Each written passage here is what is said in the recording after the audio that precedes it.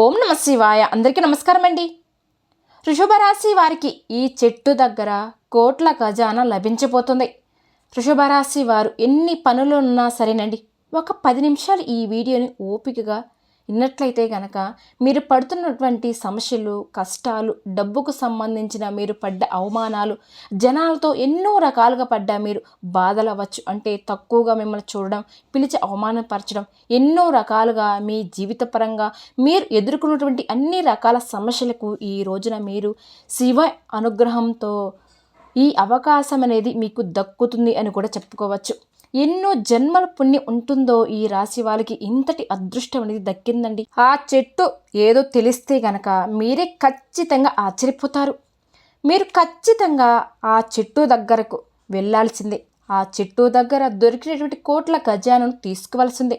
ఎందుకంటే ఏదైనా సరే ఎంతో పుణ్యం చేసుకున్నా కూడా దైవ అనుగ్రహం దొరకడం అంటే అంత సామాన్యమైనది కాదు కదా. ఎంతన్నా పూజలు చేస్తున్నా, వ్రతాలు చేస్తున్నా, నోములు చేస్తున్నా మనకి దైవ అనుగ్రహం దొరకదు అని ఎప్పుడు కూడా అనుకోకండి. అది మనకి కోటి జన్మల పుణ్యం అనేది ఉండాలి అంటే మనం చేసేటువంటి మంచి పనుల వల్ల, దాన ధర్మాల వల్ల, మనం చేసేటువంటి కర్మల వల్ల ఎవరికి కూడా చెడు అవ్వకూడదు అని చెప్పేసి ప్రతి మాటల్లోనూ ప్రతి దానిలో జాగ్రత్తగా ఉంటారు. అంటే మంచితనం అనేది మనసులో నుంచి రావాలి. అది ఒక్క నటనతో కూడినది అయితే కాదండి. ఏదైనా సరే ఒక పని చేస్తే మనకి లాభం అనేది ఆశించకుండా చేస్తారు కదండి. అలాంటి వారికి దైవ అనుగ్రహం అనేది పుష్కలంగా దక్కుతుంది. అలాంటి గొప్ప మనసు అనేది ఈ వృషభ రాశి వారు సొంతం. కాబట్టి అదృష్టం, ఈ అవకాశం, ఆ వరం అనేది ఈ రోజున మీకు శివ అనుగ్రహంతో మీకు దొరుకుతుందని కూడా చెప్పవచ్చు. కాబట్టి ఎన్ని పనులు ఉన్నా సరే, ఎంత బిజీగా ఉన్నా సరే అండి, ఒక 10 నిమిషాలు ఈ వీడియోని పూర్తిగా చూడండి. అప్పుడే మీకు పూర్తిగా అర్థమవుతుందండి. కొంతమందికి చేరే అవకాశం అనేది కూడా ఉంటుంది. ఎందుకంటే అదృష్టం ఉంటేనే ఈ వీడియో అనేది మీకు కంటబడుతుంది. అదృష్టం ఎప్పుడు ఒక్కసారి మన మంచి పనులు ఉన్నప్పుడు తలుపు తడుతుంది. అది తెలుసుకొని లేచి తలుపులు తీసేవాడే అదృష్టవంతుడు. లేదంటే దురదృష్టం వెంటే ఉంటుంది. దానివల్ల నష్టాలు తప్ప లాభం లేదు. కాబట్టి అలాంటి అదృష్టం ద్వారాలు ఈరోజు మీకు తెరుచుకోబోతున్నాయి. కాబట్టి తప్పకుండా ఈ అవకాశాన్ని ఉపయోగించుకోండి. వృషభ రాశి వారు వ్యక్తిగతంగా చాలా మంచివారండి. అంటే మీరు ఎప్పుడు కూడా ఎవరి యొక్క నాశనాన్ని కోరుకోరు. ఎవరికైనా సరే ఇబ్బంది పెట్టాలని కూడా అనుకోరు. ఎప్పుడు కూడా అందరూ బాగుండాలి అని కోరుకునే వ్యక్తులు అన్నమాట.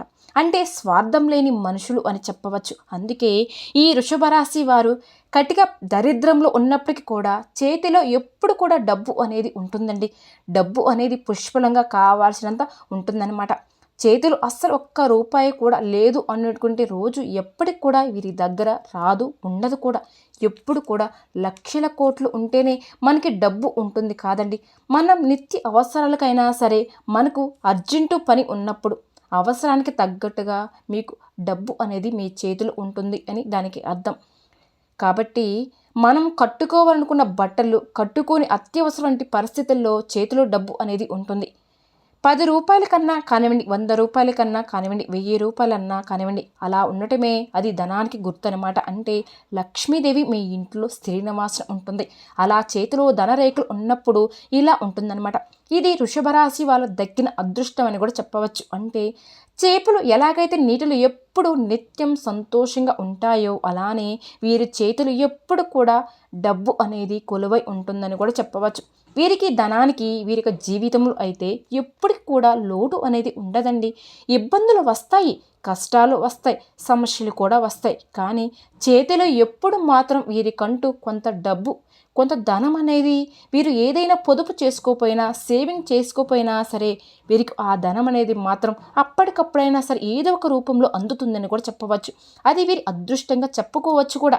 కానీ వీరు వచ్చేటప్పటికి వ్యక్తిగతంగా చాలా మంచివారన్నమాట. అంటే కల్లో కూడా ఎవరికి కీడు తలపెట్టేవారైతే కాదండి. మన పని మనం చేసుకుందాం, దేవుడు మనకిచ్చింది మనకిస్తాడు, మనకి లేని దాన్ని జోలి మనకి అనవసరం అని చెప్పేసి ఎక్కువగా బాధ అనేది పడరండి. ఎక్కువగా దేని గురించి ఆలోచించరు, పట్టించుకోరు కూడా. ఏదైనా సరే దైవం మీద భారం వేస్తూ ఉంటారు, దైవాన్ని నమ్ముతూ ఉంటారు కూడా. అయితే వీరికి ఏంటంటే శత్రుత్వం, పగ, ద్వేషాలు అనేవి కూడా వీరికి ఎక్కువగా ఉంటాయండి. అంటే అమితమైనటువంటి ప్రేమ, కుటుంబ సభ్యుల మీద అది భార్య అవ్వచ్చు, భర్త కావచ్చు, లేదా బిడ్డల మీద కూడా కావచ్చు. అమితమైనటువంటి ప్రేమ, అతి జాగ్రత్త, అతిగా మాట్లాడడం, అతిగా శ్రద్ధ చూపించడం, ఏదైనా సరే కావాల్సిన దానికన్నా కూడా ఎక్కువగా చూపించడం, ఇలాంటివి చేసే వారికి కుటుంబంలో కొంచెం శత్రుత్వం ఏర్పడే అవకాశం అనేది ఉంటుంది. ఏదైనా సరే ఎవరికైనా సరే అండి, మితిమించి చేసే మాత్రం ఎవరికైనా అంటే ఇప్పుడు కూరల్లో కానివ్వండి, కాఫీలో టీ కానివ్వండి, పంచదార ఎక్కువ వేసుకుంటే తీపి అనేది ఎక్కువగా ఉంటే తాగలమా? అలానే కూరలో ఉప్పు ఎక్కువైతే అలాంటి కూర తినగలమా? అలాగే కుటుంబ సభ్యుల కోసం అని చెప్పేసి ప్రతిదీ కూడా మీరు అంటే మీ ఇష్టాన్ని మీ మీద రుద్దినట్లయితే కనుక వారికి దాన్ని వల్ల ఇబ్బంది తప్ప ఎలాంటి సంతోషం అనేది వాళ్ళకు ఉండదు. కాబట్టి ఏదైనా సరే మీరు మీ మనసును అదుపులో ఉంచుకోగలిగితే గనక మీకు అలాగే వారి భవిష్యత్తుకు మీ భవిష్యత్తుకు చాలా మంచిగా ఉంటుంది. మీ గౌరవ మర్యాదలు అనేవి కూడా మీరు చేసే పనులు బట్టి కూడా పెరుగుతూ ఉంటాయండి.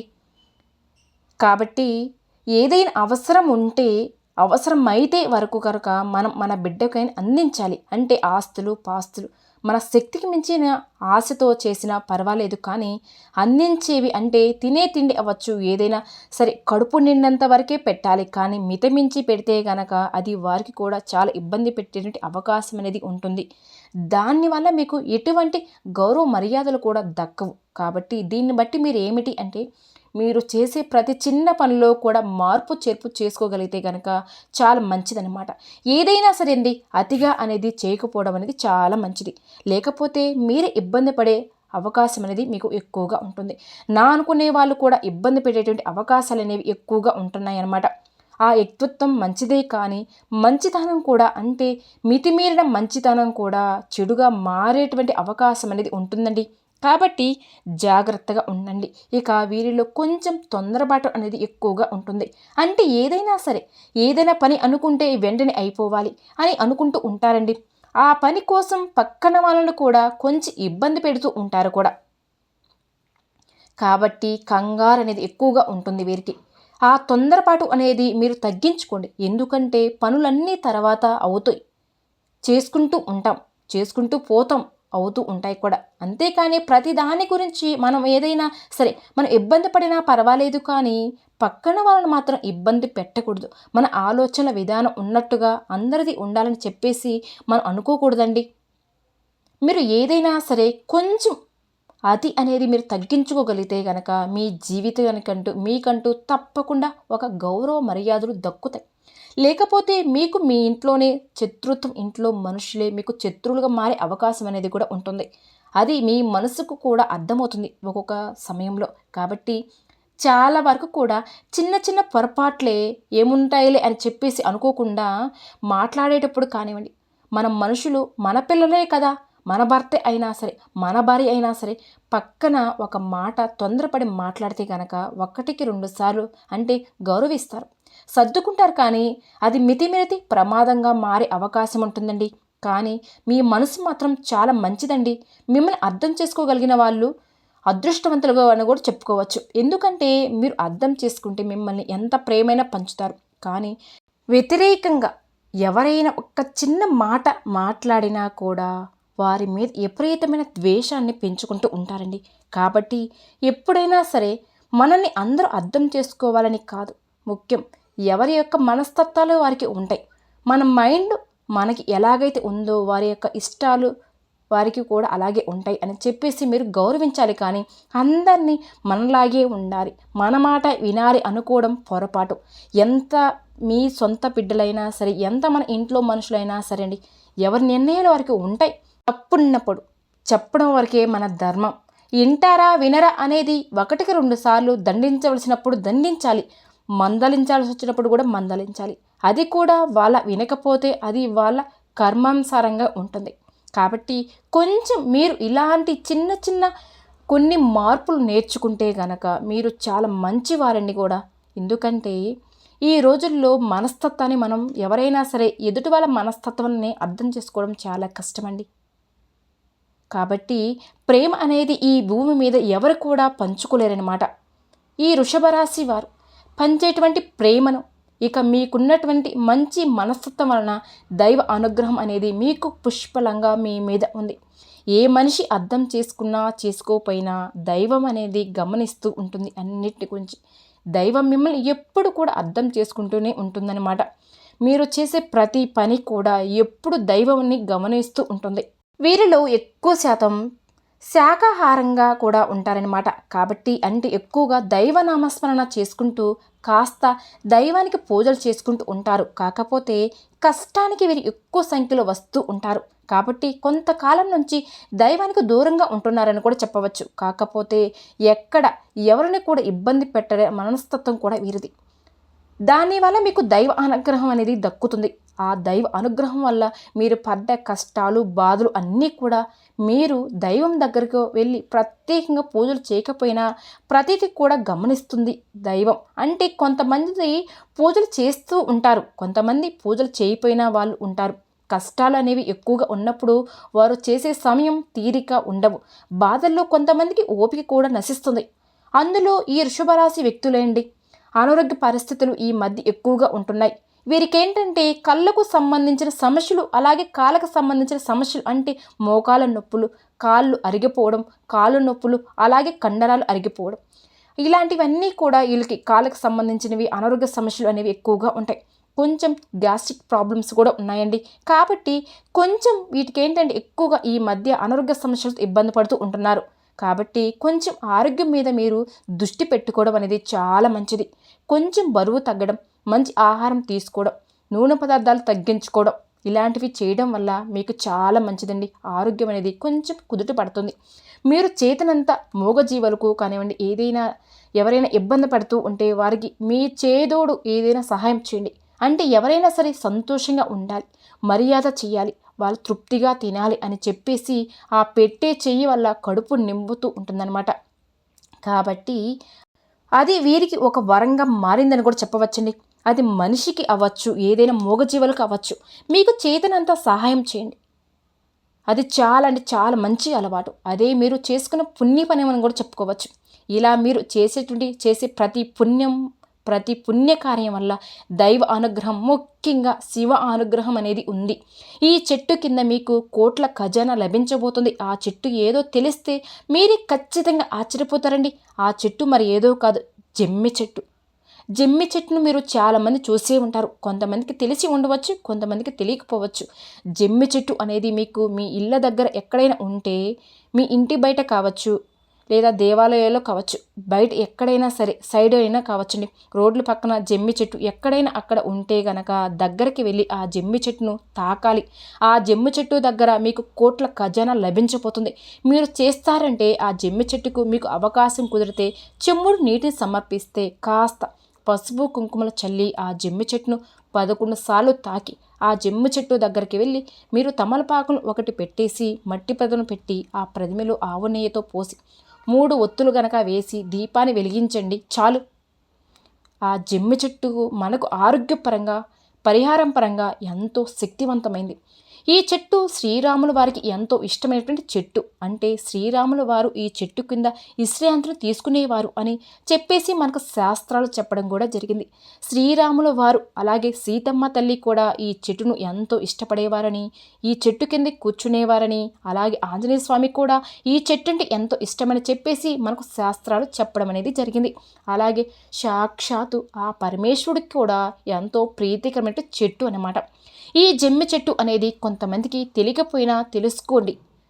ఈ జమ్మి చెట్టు దగ్గర మీరు తప్పనిసరిగా వెళ్ళి ఈ జమ్మి చెట్టుకు ప్రత్యేకమైన ఈ వీడియో చెప్పినట్టుగా మీరు ఇలా చేసినట్లయితే కనుక మీకు ఆ చెట్టు దగ్గరే కోట్ల ఖజానా లభిస్తుందండి. కోట్లు అంటే అక్కడ కోట్లు మీకు దొరుకుతాయని కాదండి. మీరు ఏదైతే ధనం కోసం ఎంత ఇబ్బంది పడుతూ ఉన్నారో మీకు అలాంటి మోసపోయినటువంటి ధనద్వారాలు తెరుచుకొని మీరు పడ్డ కష్టాలన్నీ కూడా ఫుల్ స్టాప్ పడి ఇక మీకు పట్టిందల్లా బంగారం అవుతుందండి. ఏ పని మొదలుపెట్టినా అందులో సక్సెస్ వస్తుందండి. మీకు బాగా కలుసుబాటు అనేది వస్తుందన్నమాట. ఆ దైవం మీకు తలుపు తడుతుంది. అంటే ఇక 4 దిక్కుల నుంచి కూడా మీకు ధన ద్వారాలు తెరుచుకోవడం, మూసుకుపోయిన ధనం ద్వారాలు తెరుచుకొని మీకు డబ్బు పరంగా కలిసి రావడం, ఆస్తులు పెరగడం, లేదా ఏదైనా కొనుగోలు చేయడం అవ్వచ్చు. ఏదైనా సరే మీకు ఇబ్బంది ఉంటే, ఉద్యోగాలు లేకపోతే ఉద్యోగం రావడం, ఇలా వివాహం కాని వారికి వివాహం జరగడం, సంతానం లేని వారికి సంతాన ప్రాప్తి కలగడం, ఇలా మీకు ఏ పరిస్థితులు అయితే ఇబ్బందులు పడుతున్నారో మంచి ఆరోగ్యం, మనశ్శాంతి లేని వారికి మనశ్శాంతి, అలాగే ఆర్థిక పరంగా మంచి ఎదుగుబాటు అనేది ఈ జమ్ము చెట్టు దగ్గర మీకు దొరుకుతుంది అనే దానికి అర్థమండి. మీరు కనుక ఈ పరిహారం అనేది చెయ్యండి. ఈ పరిహారం వచ్చేటప్పటికి మీరు సోమవారాలు చేయాలి, అంటే 11 సోమవారాలు చేయాలి. ఇలా చేయడం వల్ల మీ సుడి తిరిగి పట్టిందల్లా బంగారం అవుతుందండి. కోట్లు దూసుకొని వస్తాయి. అలాగే ఈ చెట్టు తాకడం వల్ల కోటి జన్మల పాపాలన్నీ కూడా మీ నుంచి తొలగిపోతాయి. కోటి జన్మల పుణ్యం కూడా మీకు సొంతం అవుతుంది. కాబట్టి తప్పకుండా వృషభ రాశి వారు ఈ పరిహారం అనేది చేసుకోండి. చూశారు కదండి, జమ్మి చెట్టు కింద కోట్ల ఖజానా లభించబోతుందని. ఇది మీరు నమ్మకంతో చేయవలసినటువంటి పని. నమ్మకం లేకపోతే మనం దైవాన్ని అవమానించినట్లే అవుతుంది, దైవాన్ని నిందించినట్లే అవుతుందండి. ఎందుకంటే మనిషికి నిజమైనటువంటి ఆస్తి దైవాన్ని నమ్మడం అండి. అలాగే దైవం మనకించేటటువంటి దాన్ని స్వీకరించడం. కాబట్టి ఎప్పుడు కూడా దైవాన్ని అవమానపరచకూడదు. దైవం పరంగా ఏ విశేషం తెలిసినా దాన్ని మనం తిట్టుకోకూడదు. అలా చేస్తే అది దైవాన్ని నిందించినట్లే అవుతుంది. కాబట్టి తప్పకుండా ఇలా చేసి చూడండి. ఒకసారి ప్రయత్నం చేసేయండి, తప్పు ఏమీ లేదు కదండి. మనం ప్రయత్నం మనం చేస్తే దైవ అనుగ్రహం అనేది ఖచ్చితంగా మనకు ఉంటుంది. కానీ జమ్ము చెట్టును దేవత వృక్షము అంటారు. కాబట్టి జమ్ము చెట్టును తాకుతూ మీ మనసులో ఓం నమ శివాయ అనే మంత్రాన్ని జపించండి. మీకు ఇక అంతా కూడా మంచే జరుగుతుందండి. చూశారు కదండి, ఈ వీడియో కనుక మీకు నచ్చినట్లయితే ప్లీజ్ లైక్ చేయండి. అలానే మన ఛానల్ని కొత్తగా చూసే వాళ్ళైతే దయచేసి మన ఛానల్ని సబ్స్క్రైబ్ చేసుకోండి. వీడియో నచ్చితే లైక్ చేయండి, మాకు సపోర్ట్ చేయండి. ఓం శ్రీ మాత్రే నమః.